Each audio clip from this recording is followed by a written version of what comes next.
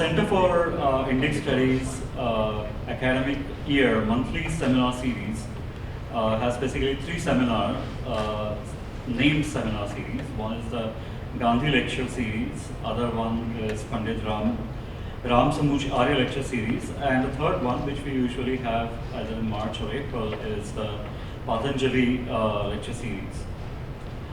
Center for Indic Studies itself was founded in October 2001 to coincide with Gandhi's birth anniversary, and it basically aspires to be a major resource in the US for Gandhi-related scholarship and Gandhi-inspired activism.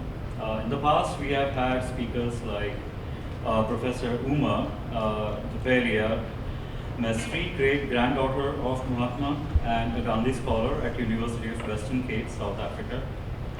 We have had a very interesting talk by Professor Faisal Devji from Oxford University. He had a very interesting book on Gandhi. We had Professor Jean Sharp from the Albert Einstein Institution and formerly a professor at our own campus. So we basically invite speakers who in some way or other have been touched by Gandhi's philosophy, work, and life. Our this year's speaker is Kit Miller. Kit Miller has served as the director of the M.K. Gandhi Institute for NonViolence since 2009. Let me tell you a few words about M.K. Gandhi Institute. The Institute is a non-profit that works to realize the vision of its historic namesake by helping individuals and communities create public awareness of non-violence as knowledge critical to human thriving. It collaborates with local organizations, academic institutions, students, and committed peacemakers in the following areas: non-violence education, sustainability, and environmental conservation, and the promotion of racial justice. Its key partner is the University of Rochester. Kit's prior position before becoming the director of this institute was as director, celebrator of Bay Area Nonviolent Communication in Oakland, California. She has been learning about and organizing for nonviolence for the past 22 years in a variety of capacities. She draws on Gandhian and Indian nonviolence as well as nonviolent communication, the work that reconnects and permaculture for direction and daily practice in her life and work. In addition to leading the institute and teaching nonviolence, she works on community projects related to restorative justice, sustainability, and race as applications of nonviolence in Rochester. Kit co-leads nonviolence retreats each year in various sites around the world. She has 3 children and is here with her husband David today. We have I invite Kit Miller to give the Gandhi series lecture for 2015. Thank you all for coming. We're celebrating Gandhi's birthday, in my heart anyway, still it was a week ago today, so it's wonderful to be here with you. I'm grateful for the opportunity. The sort of pedagogical approach that we take in our work with people, and our focus especially is on people between the ages of 12 and 24. So we run daily classes in Rochester middle schools for over 100 kids every single day, working in a committed way with those kids to give them the tools, some of which I'm going to talk about with you today. We also run the conflict resolution systems in 2 area high schools, both of which are plagued with a tremendous amount of challenge and violence. One of them just across the street a month ago had a mass shooting and several kids were killed. So we're working hard in an engaged way with the community. And we also partner with college students in 2 academic institutions in particular, University of Rochester and Rochester Institute of Technology. So it's this kind of interesting experiment of a community-based nonviolence organization that's sort of perched in the edges of things. We are perched in terms of our connections with higher ed, and we're perched in terms of our work in the community. When I first arrived at the Institute in 2009, we were at that point housed in at the University of Rochester in a little corner of the Interfaith Chapel. And as I was saying earlier, as soon as I arrived there, I started agitating to be able to leave. Because for me, to be Gandhian does not mean that you get to be in a comfortable space. It means that you are as much as possible connecting with the people that you want to serve. And for me, that was the poorest people in Rochester. And Rochester is a great place to be trying to do something about nonviolence. We have high rates of violence going on there and poverty, and it's officially a hyper-segregated community according to its housing and education patterns. So it's a great place to do work and to try to understand how can nonviolence be applied in 21st century American life. I am one of 9 people that work there now, and I'm blessed to have a fantastic staff. Most of the people in my staff are in their 20s, and they are very engaged with community work. I'll show you a few of their pictures. I want to speak just also a little bit about how I got started in this work, and then I'm actually going to invite you guys also to do an interactive exercise that we've developed so that you don't just sit there. Mostly what we try to do is pretty experiential. So this is my, you can see Yehuda Miller. We're not related to each other. He grew up right down the street from where the Institute is, and he does neighborhood outreach for us now. He's especially walking around and talking to people in the neighborhood. What do we need to do to bring each other together in a neighborhood plagued with a lot of violence? Next person down is my colleague Shannon. She started working with us originally as a Mennonite volunteer service worker and now serves as our associate director. David Sanchez leads the team at Monroe High School in applying restorative practices and restorative justice to trying to support creating a positive conflict resolution system in a high school with a tremendous issue. So we're working hard with the Rochester City School District now on trying to move the ideas of restorative justice from just something that some buildings do to something that actually becomes a code of conduct, and I'd like to see it move to state law.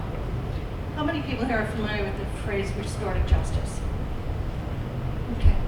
So I'm just going to quickly say restorative justice is a community-based response when harm or violence occurs.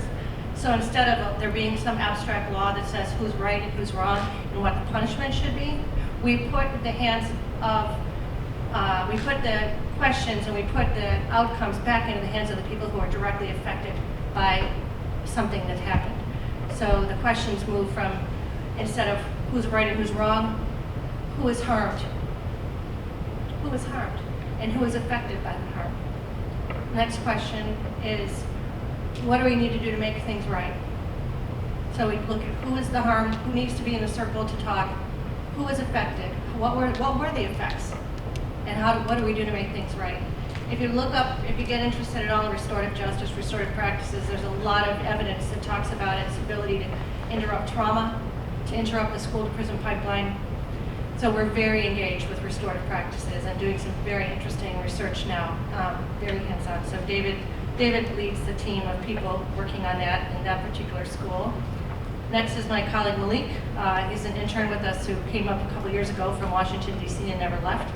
And Malik and our other colleague Evan, they staff the conflict resolution room at one of the high schools in Marist in the neighborhood. And it's called the Star Room, and they're writing a collection called Stories from Star, which is really interesting about just what all the conflicts that the students come in with and how fast, when you empower them, they can resolve their own conflicts. They sure don't need to be suspended and sent out of school. Last, here, my colleague Spiro, he also works every day with middle schoolers in a couple of different buildings, both of whom are really struggling with violence. Colleague Megan, who's our AmeriCorps Vista worker. Colleague Evan, who also works in the schools. My colleague Veronica, who serves as our business manager. So when I speak about the work that we do, I wanted you to see the faces of the we, because it sure isn't me, it's us. So when we do the work that we do with people of all ages, we try to move it as fast as possible to being interactive, because I know that every one of you received the same training that I did, which is that you were trained to pretend to listen, even when you weren't. I know it's probably happening right now. It's okay. I accept it. But I want to change it as much as possible and bring your attention back. So I'm going to invite you to participate in a little project that we did. We developed this a few years ago when we started trying to really think about how can we creatively share ideas about Gandhi's life in a way that matters to younger people. And even older people, they have this kind of like very sketchy idea of who Gandhi is. And because they think they know, they don't inquire more. That's the way our brains work, right? Once it thinks it knows something, it checks, it moves off. But we wanted people to circle back around and think about Gandhi in a different way. So these are cards that we wrote after having shared ideas about Gandhi with young people for a few years. The whole project actually is a project that's also trying to demonstrate Gandhian ideas about economics. Like in so many things, Gandhi was far, far ahead of his time, like 100 years, in terms of his concern around sustainability, as well as his concern around the localizing of economies. So this is a project that demonstrates a Gandhian principle called Swadeshi, which is the notion of taking care of those close to you in terms of economics.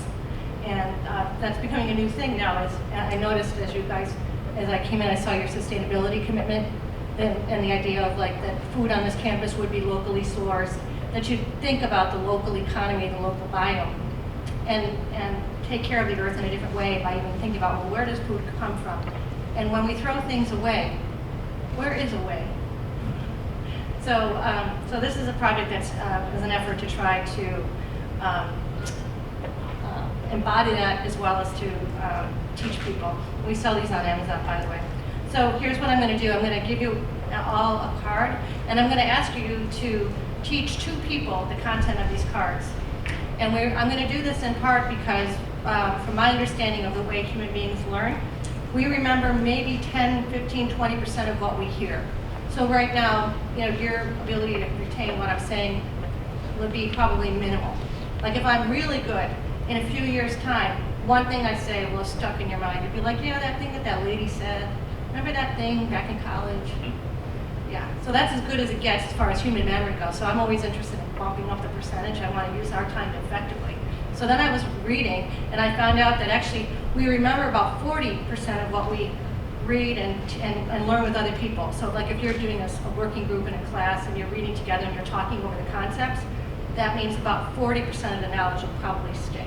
That's better, but not great. But then I found out that actually people remember 90% of what they teach. We remember 90% of what we teach. So we actually structure a lot of our workshops, trainings, and activities now in getting people to teach as fast as they possibly can, teaching each other. And then we just get out of the way. We even now have a thing where instead of charging tuition for our trainings, the tuition for the training isn't money. It's that you go out and teach at least 2 groups within 30 days what you learned. So we're having a really different approach to thinking about how to share information with people. So I'm going to pass these out. We're going to spend just 5 minutes or so, and I'd like you to just share the content of these cards, and then we're going to come back and talk about what out of these cards help you to think about a lived practice of nonviolence. So the question is, did you hear anything or did you read anything off your card to help give you a clue about a lived practice of nonviolence? A couple of hands in the back. Yeah, where he learned nonviolence? Nonviolence, he learned from his wife. Yeah. Because if I recall, I think he had, it's not mentioned in the card, if I recall this history, Gandhi was very angry with his wife and threw his wife out of the house.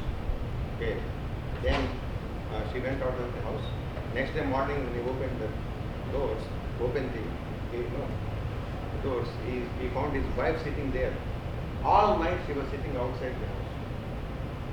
Then he realized, I was so angry. She did not retaliate. Her retaliation was in terms of non-violence, ahimsa. So she stayed calm. Then he said, okay, come inside. Then he thought, okay, non-violence is the best weapon. So that's what he mentioned, that he learned non-violence from his wife. Did anybody get the card on Gandhi and women? Because that's Yeah, one of the things that I he got talks it. about. Yeah, thank you. Thank you. Another 1 or 2 people, something that you learn about, or a clue about a lived practice of nonviolence. I'll hear from one of the students. You'll find out too, I'm good with long, uncomfortable silences. Thank you. Yep. So he talked about children, and what he says, like, one of the things that is we have to start children and teach them the new generation needs to know order, so teaching you like what is wrong and what is right. So the new generation is basically doing this. So for him, he believes that whatever we have to start with is from children. Yep. Yep. Couldn't hear it. My hearing is bad. I can say again. Yeah. So let me. I captured. You got the card about Gandhi and children, and his firm belief that it was very important to start nonviolence education very early, to interrupt sort of the generational handing down of violence and violence that, as a mindset even, to interrupt that by teaching children. Yeah. And it's interesting because part of that awareness is why that's guided our focus to be between the ages of 12 and 24. Especially, supporting younger people with these tools and ideas. And some people say even 12, it's too late. We need to start earlier. So we're looking at kind of going down. And at the same time, adults have so much power in the world. So even if we continue to teach these ideas to younger people, we also need to make sure that the adults are supporting them, not incarcerating them for their ideas, as people have been. Anybody else? Something that you learned about from the card? Looking over at this side.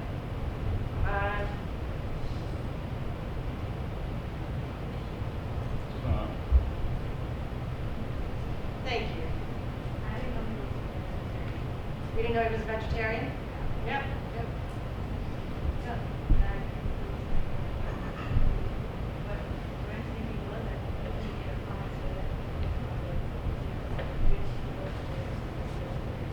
Yes.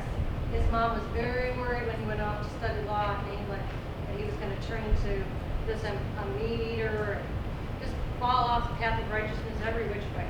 And so he made a promise to her, a vow. And he had experimented some with eating meat when he was younger, but actually it was when he was living in London that he got really passionate and interested in diet. And he played with issues around diet and health all of his life. He actually was a passionate nurse and was involved with nursing sick people both for the years he was in South Africa as well as with nursing people later on when he returned to his work in India. He was a man with many, many, many interests. Yeah, and health and diet was one. Yeah, thank you. And the notion of cultivating a lived practice of nonviolence. What does that even mean? What does that even mean? For me, it means that I'm consciously trying to integrate ideas about my values into my everyday life. That the way that I spend money, the way I transport myself, the way I speak to people, the way I interact with people, where I live, what I do, that everything relates to my values. And I try to be as conscious of that as possible. And that can never be anything but an attempt, because none of us are perfect. But so I'm going to mainly speak right now about the notion of a lived practice of nonviolence in terms of how I manage myself and how I interact with other people in terms of my work life. And there's a whole other piece around how do we think about our consumption of goods, for instance, or how we transport ourselves, and how do we? I know Gandhians who don't use oil. They only live lives now where they're not consuming oil because they see it's so bad for the earth. So everybody has their own flavor of what is a lived practice of nonviolence. But I'm going to mostly speak about nonviolence in my own inner management as well as how I work with other people in relationship to it. And I came from a family with some verbal violence and physical violence growing up. So my journey with nonviolence really accelerated when I became a parent. And I realized that I had all that conditioning in there ready to come pouring out.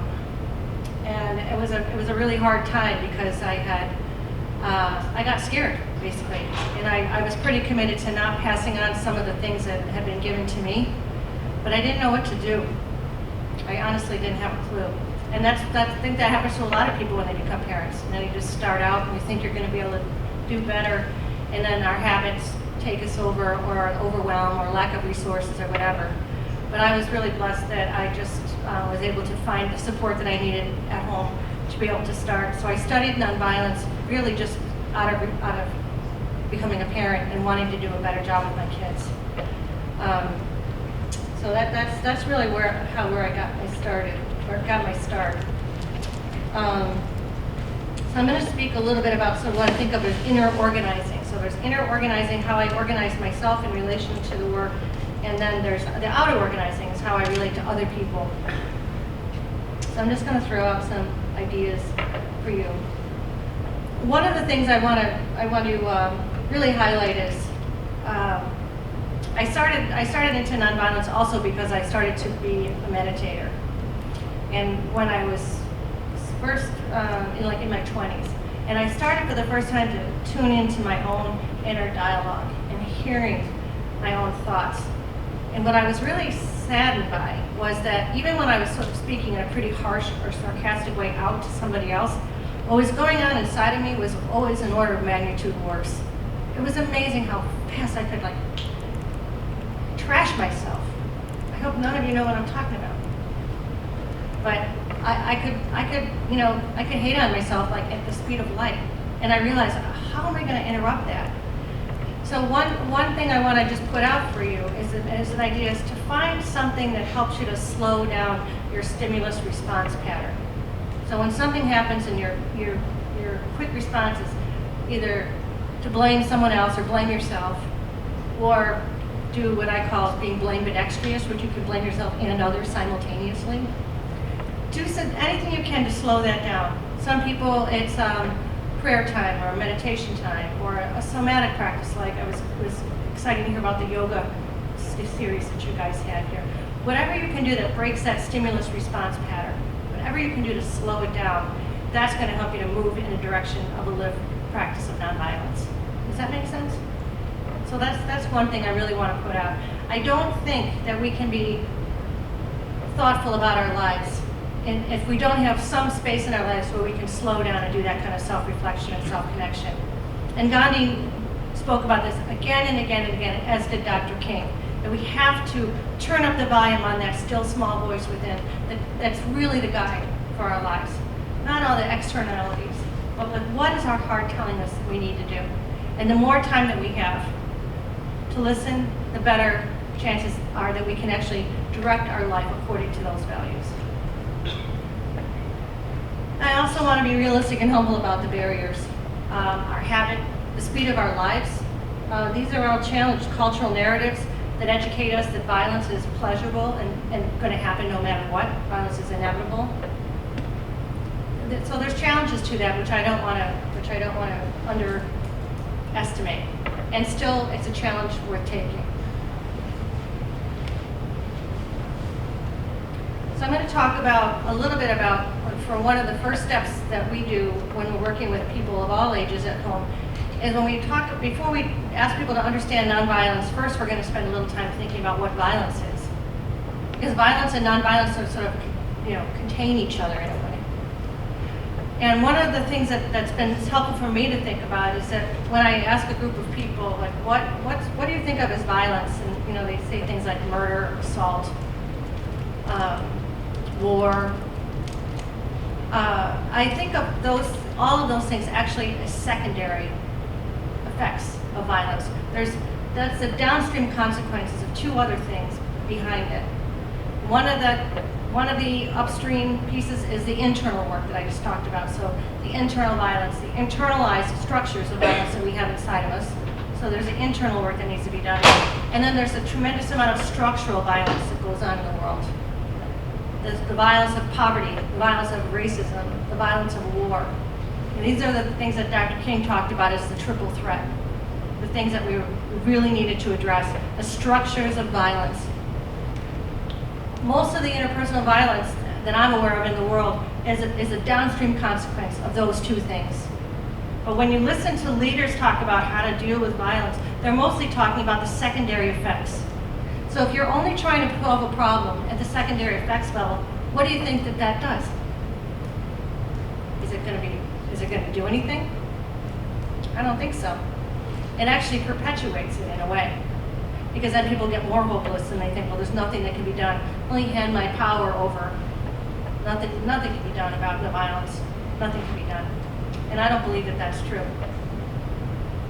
My favorite definition of structural violence, by the way, is from a philosopher named Zizek, who said structural violence is the smooth functioning of our current systems.